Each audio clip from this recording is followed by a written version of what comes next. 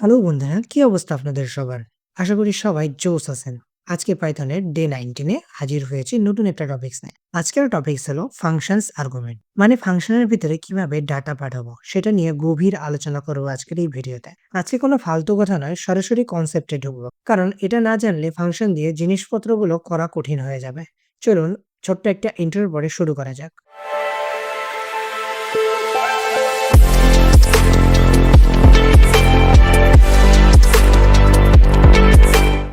প্রথমে আমি VS কোডে আমাদের ডে 19 এর ফাইলটি ওপেন করে নিয়েছি। আর আমি এখানে arguments1 নামে একটি ফাইল তৈরি করে নিয়েছি। তো ধরুন আপনার কাছে একটা ফাংশন আছে। সেটাতে আপনি কিছু ভ্যালু পাঠাতে চাচ্ছেন। এর জন্য সবচেয়ে সহজ উপায় হলো পজিশনাল আর্গুমেন্টস। মানে আপনি যেই অর্ডারে আর্গুমেন্ট গুলো ডিফাইন করবেন, ঠিক সেই অর্ডারেই আপনাকে দিতে হবে। না হয় গোলমাল হয়ে যাবে। তো চলুন এক্সাম্পল এর মাধ্যমে দেখা যাক। আমি একটা ফাংশন তৈরি করে নিচ্ছি add নামে। আর এটার ভিতরে আমি ২ টা প্যারামিটার রাখতেছি A আর B। আর আমি রিটার্ন করতেছি A প্লাস B। আর প্রিন্ট ফাংশনের ভিতরে লিখতেছি add, আর সেটা আমি প্যারামিটার গুলো দিয়ে দিলাম 5 and 3। দেখুন এখানে যে A আছে প্রথম প্যারামিটার আর B হলো দ্বিতীয় প্যারামিটার। তাই পরবর্তীতে আমরা যখন প্রিন্ট ফাংশনের ভিতরে add ফাংশন ইউজ করেছিলাম আর সেখানে আমরা প্যারামিটার ফার্স্টের A এর জন্য দিয়েছি 5 and B এর জন্য দিয়েছি আমরা 3।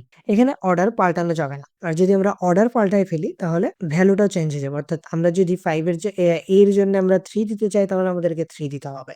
মানে আমরা ফার্স্টে যেটা লিখেছি প্যারামিটারে আমাকে ফার্স্টে সেটাই দিতে হবে। A এর জন্য আমাকে ফার্স্টে A এর ভ্যালু দিতে হবে কারণ আমরা A ফার্স্টে লিখেছি। B এর জন্য আমাদেরকে B এর ভ্যালু দিতে হবে। যেহেতু আমরা B লাস্টে লিখেছি এজন্য আমরা B এর ভ্যালু লাস্টে লিখব। মেইনলি অর্ডার মেইনটেইন করতে হবে। একদম সিম্পল একটা জিনিস। গত ভিডিওতে আপনাদের হয়তো মনে আছে যে আমরা কিওয়ার্ড ফাংশন নিয়ে পড়েছিলাম। তো কিওয়ার্ড আর্গুমেন্টস এর জন্য একটা কিন্তু আর্গুমেন্টস রয়েছে। কিওয়ার্ডস আর্গুমেন্টে কি হবে? এখানে প্যারামিটারের যে নামটা উল্লেখ করা রয়েছে এটাতে আমরা ভ্যালু পাঠাবো। এর জন্য অবশ্যই আমাদের কোনো অর্ডার মেনে নেওয়ার ঝামেলা নেই। কারণ কি আমরা এইখানে যেটা লিখব সেটাই কিন্তু আমাদের শো করবে। আমরা যদি আগে নেম লিখতাম তাহলে আগে আমাদের নেম আসতো। কোনো সমস্যা নাই। আমাদেরকে আমরা যে ফাংশনের ভিতরে লিখেছি নেম অ্যান্ড মেসেজ, দেখেন আমরা লিখেছিলাম ফাংশনের ভিতরে প্রথমে নেম লিখতে হবে দেন মেসেজ লিখতে হবে। আমরা যেহেতু কিওয়ার্ড আর্গুমেন্ট ইউজ করছি এজন্য আমরা চাইলেই কিন্তু ফার্স্টে মেসেজ লিখতে পারি তারপরে নেম লিখতে পারি। এটাতে কোনো সমস্যা নেই।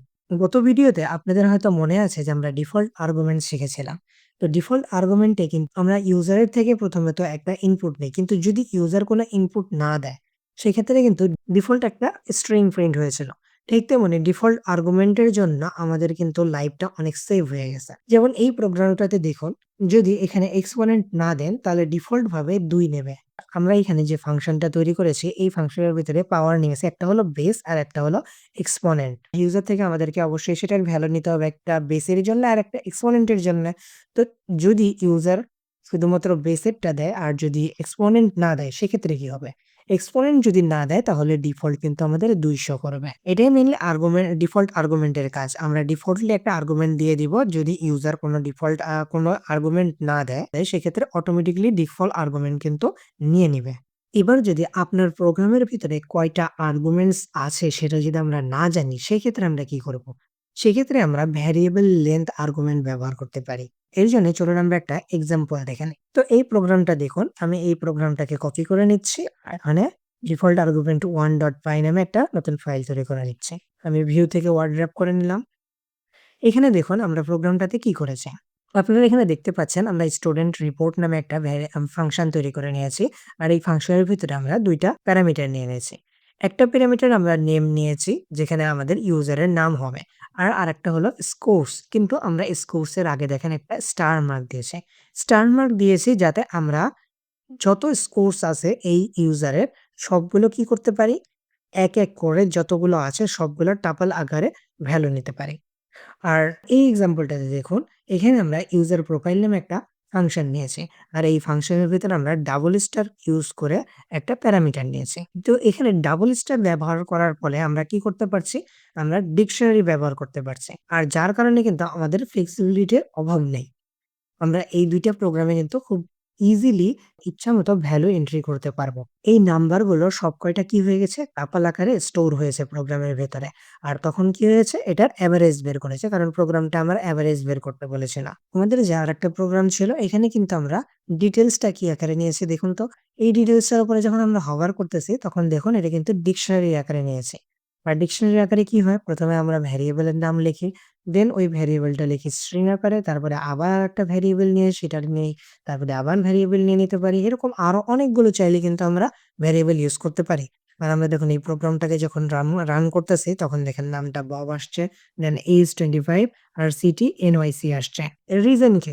এর রিজন আমরা ইউজার প্রোফাইলে যতগুলা প্রোফাইল চাই ততগুলা বানাতে পারছি। আর এটা কিন্তু ইজিলি আ আমরা কিন্তু এক করে সবগুলো মানে জাস্ট এখানে ইউজার প্রোফাইলের ভিতরে জাস্ট একটা ডিকশনারির নাম দিয়ে দিয়েছি ডিটেইলস প্যারামিটার হিসেবে। আর সেটাকে কি করেছি পরবর্তীতে খালি বসিয়ে দিয়েছি। আমরা চাইলে কিন্তু আরো অনেকগুলো বসাইতে পারবো। দেখেন আমি সেম নামে নামগুলো চেঞ্জ করে দেই। মনে করেন এরকম কিছু নাম দিয়ে দিলাম। এই যে আমি দিয়ে দিলাম ধরেন একটা 15 একটা 65 এটা একটা সিটি দিয়ে দিলাম ঢাকা, একটা সিটি দিয়ে দিলাম। আমি রিসেট করে প্রোগ্রামটাকে যদি আমি রান করি তাহলে দেখুন ১ম এ ববের জন্য আসছে দেন FGOID যেটা দিলাম ইন্ডিয়াতে। আর আরেকটা হলো এটা। তো আমাদের কিন্তু ৩ টে এভাবে রান হয়ে গেছে। আমরা চাইলেই কিন্তু এভাবে আনলিমিটেড ইউজার এড করতে পারছি। এমনকি সেটার জন্য আমাদের কিন্তু প্রোগ্রামটাও ছোট হয়ে গেছে। আমরা গতকালকের ভিডিওতে যে প্রোগ্রামগুলো ইউজ করেছিলাম সেটা কিন্তু একটু বড় ছিল সাইজে। তো সেটার চেয়ে কিন্তু তুলনায় আমাদের প্রোগ্রামটা ছোট হয়ে গেছে। আশা করি আপনারা বুঝতে পারছেন। আজকের ভিডিওটা এই পর্যন্তই। গতকালকে আমরা ফাংশন পড়েছি। আজকে আমরা ফাংশনের আর্গুমেন্টের বেসিক থেকে অ্যাডভান্স পর্যন্ত সবকিছু কভার করলাম। প্র্যাকটিস করতে ভুলবেন না অবশ্যই। কারণ যদি আপনি প্র্যাকটিস না করেন তাহলে আপনার শেখা হবে না। প্র্যাকটিস অবশ্যই করতে হবে। আর অবশ্যই ভিডিওটিতে লাইক করবেন, শেয়ার করবেন আপনার বন্ধুদের সাথে আর চ্যানেলটি সাবস্ক্রাইব করে পাশে থাকা বেল আইকনটি অলে ক্লিক করে দিবেন। আর কোনো প্রশ্ন থাকলে অবশ্যই কমেন্টে জানাবেন। দেখা হবে পরের কোনো টিউটোরিয়ালে। ততক্ষণের জন্য ভালো থাকুন, সুস্থ থাকুন, প্র্যাকটিস করতে থাকুন। আল্লাহ হাফেজ।